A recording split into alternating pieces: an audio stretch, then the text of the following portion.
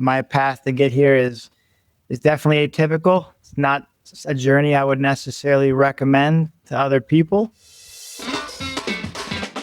You're listening to Customer Growth Sessions presented by Intergrowth, where we talk through strategies to help up-and-coming e-commerce businesses bring in more customers.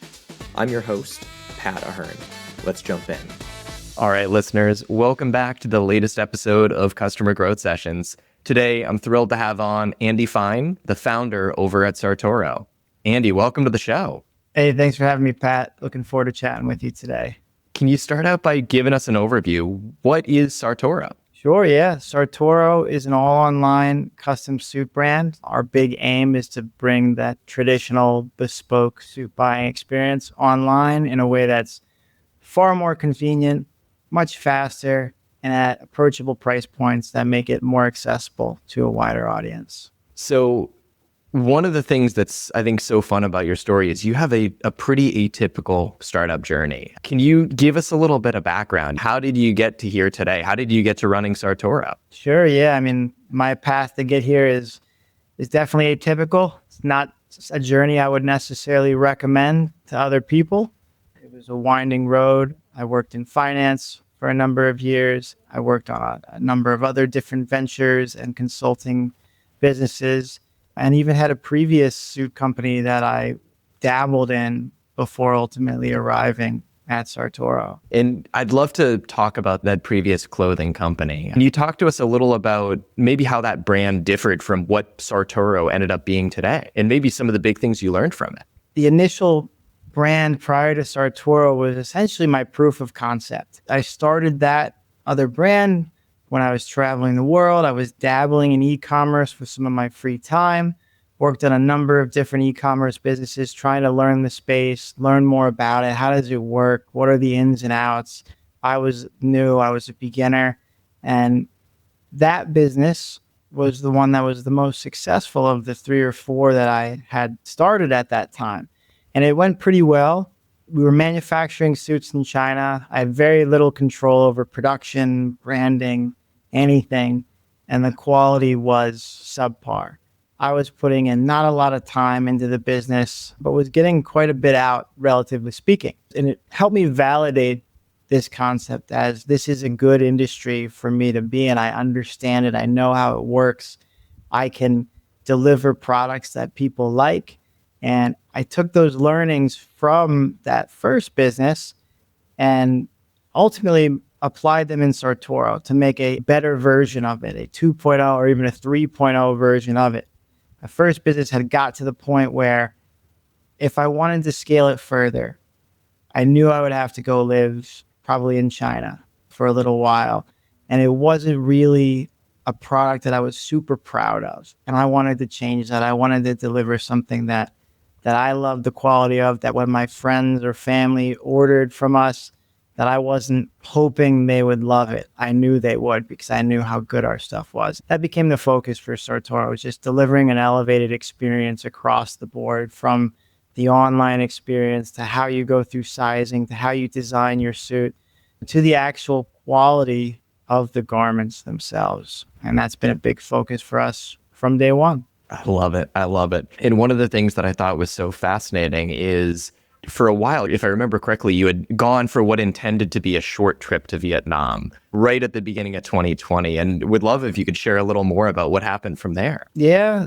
I originally intended to come to Vietnam for a month and a half, set up manufacturing, and run the business from New York, where I was living at the time.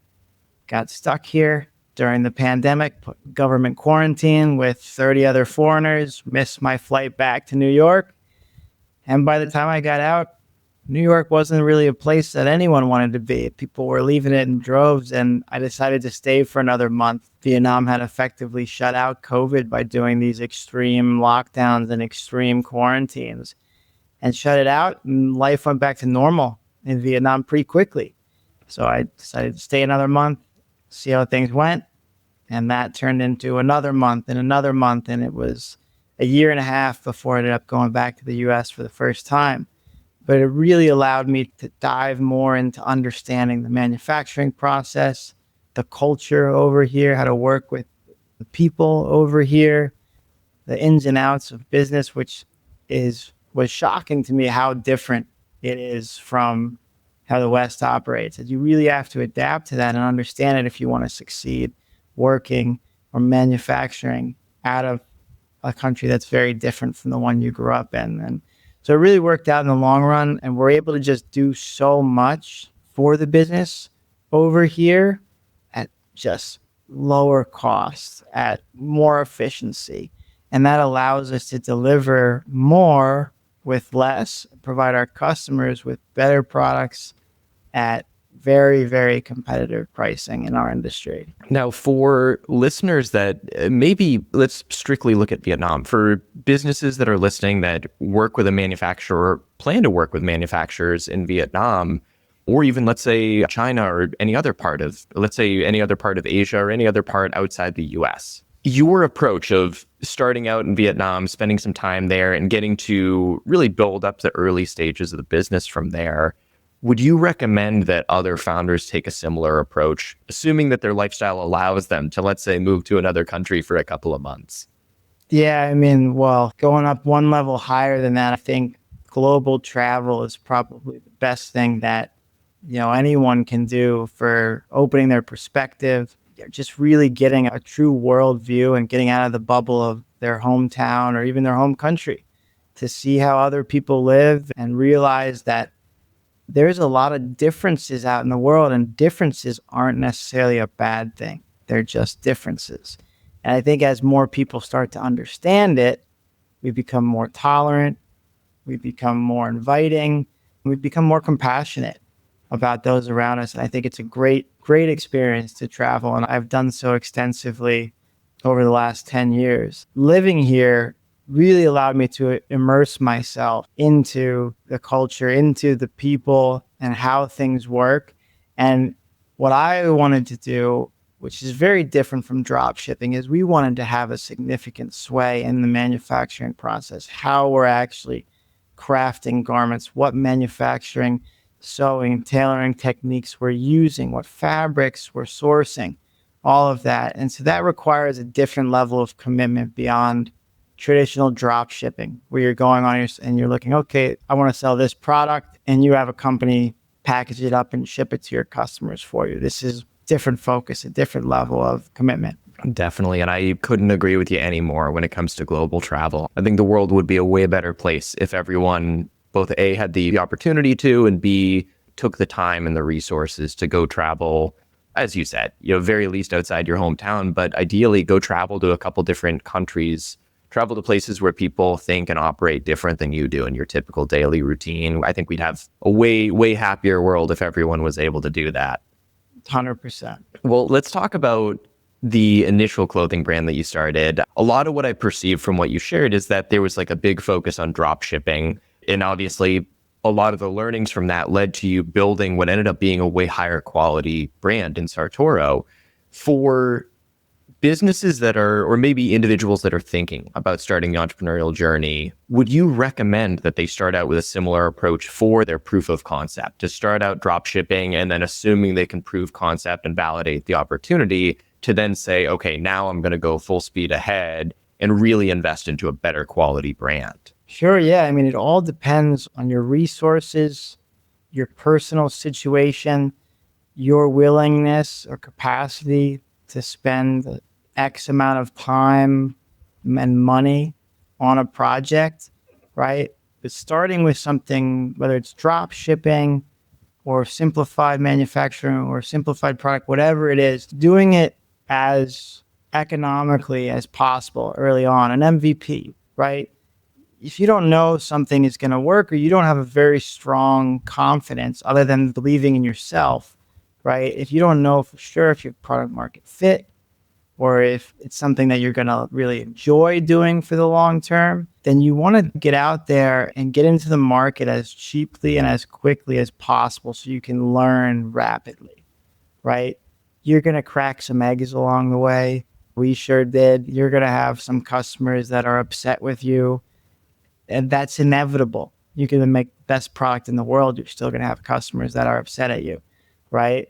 So getting out there and starting to collect data and learning is just going to position you to know, it's like in my case, is this something that I'm comfortable investing a significant amount of money and a significant amount of my time into, right? And you just have to do that to avoid making big mistakes. I guess like an example of that would be, we talked about how I was doing that first brand alongside 3 other e-commerce companies. They were all similar in terms of the level of effort and commitment and initial capital outlays, right? The other 2 didn't work out in the ways that I wanted them to. Had I gone all in on any of them and said, I'm really going to drive forward with this other concept and I'm going to invest heavily and try and make it work, that would have been disastrous for me. One of them, I ended up realizing I didn't really like that much. The other one, I realized it didn't really work as well as I thought it would, right? But I had minimal risk in both time and money that I was taking on by doing both of those.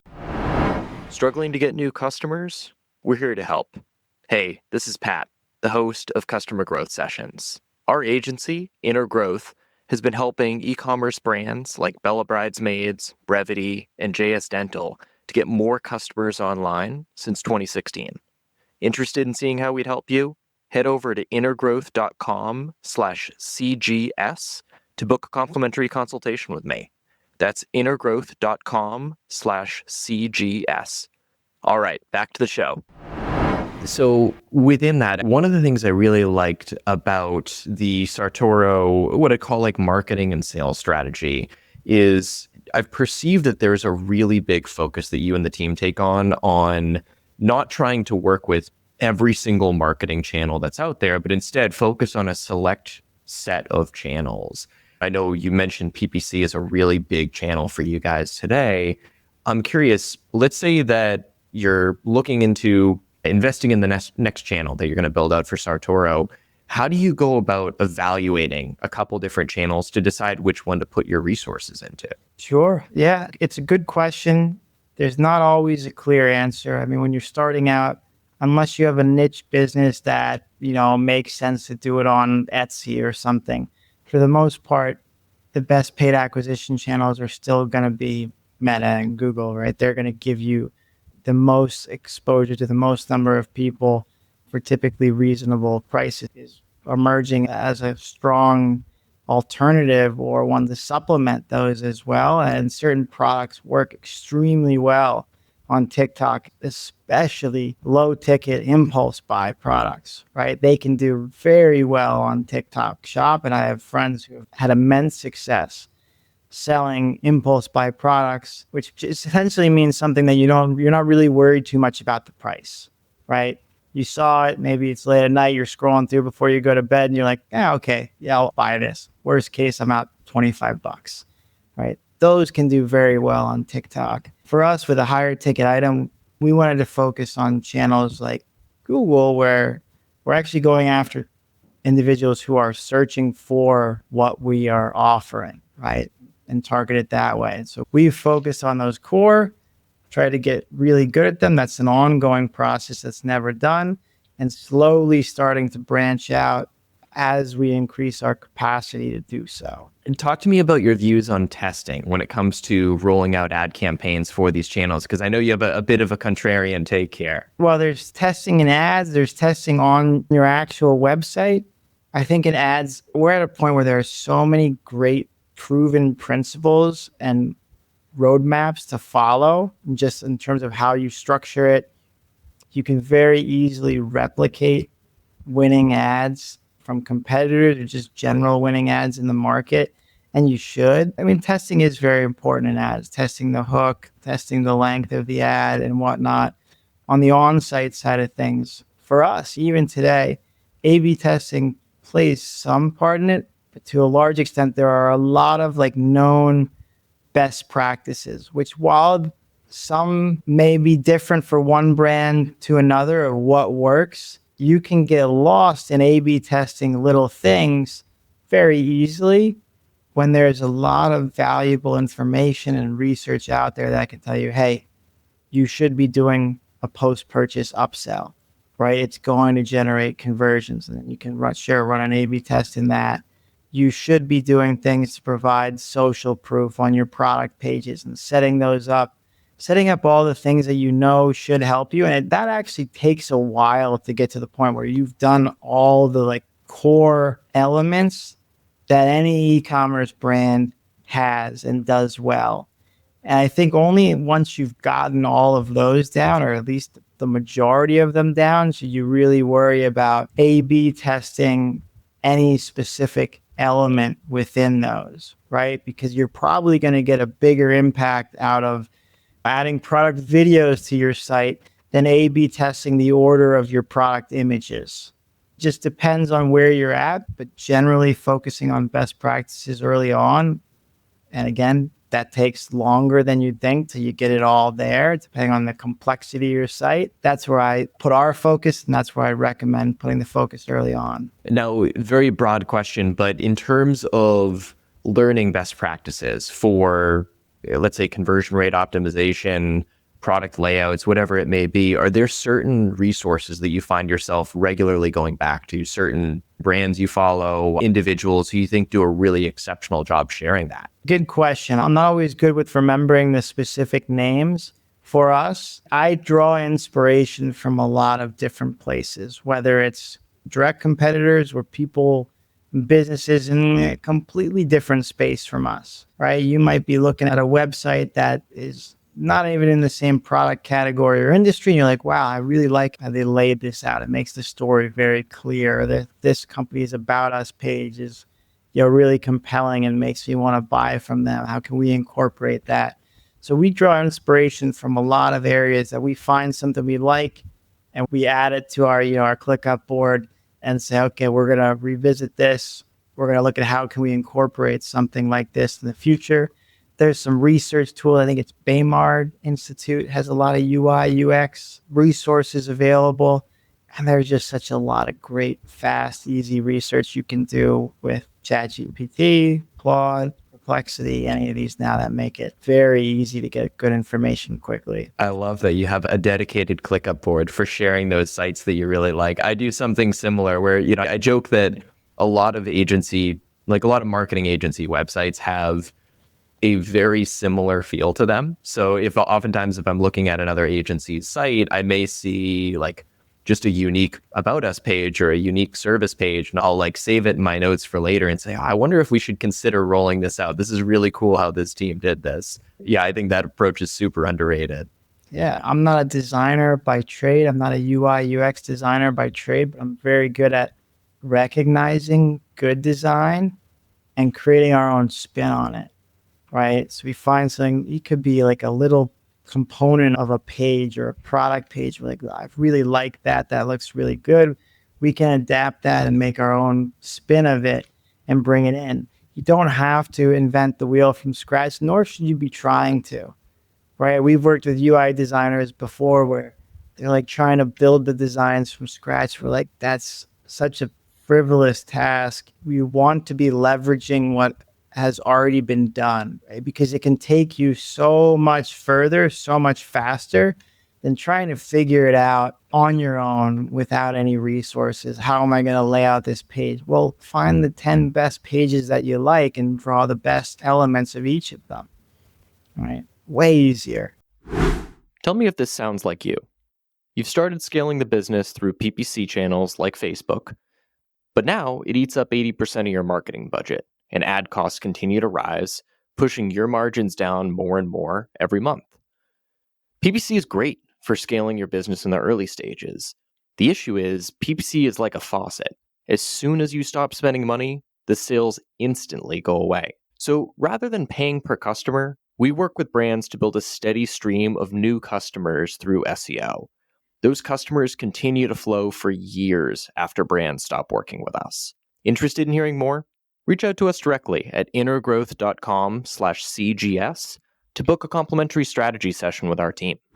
Absolutely. Absolutely. Oh, I love that. And for us, we just went through a site redesign a couple of weeks ago. By the time this goes live, we should be all live with it. But that's a huge exercise that we ran through is we started out by saying, what are a bunch of other websites we like, whether they're agency sites or other sites, and pulled little bits and pieces of inspiration and said, we really like this specific component of this page of this site. Let's see if we can build a component similar. Yeah. And it's an iterative process. I think just one last thing I'll add to that is what you think is great now is probably not going to be what you think is great in a year or two. And even just Sartoro's progression, what our website looked like when we launched. I look back now and I think that version looked horrible, right?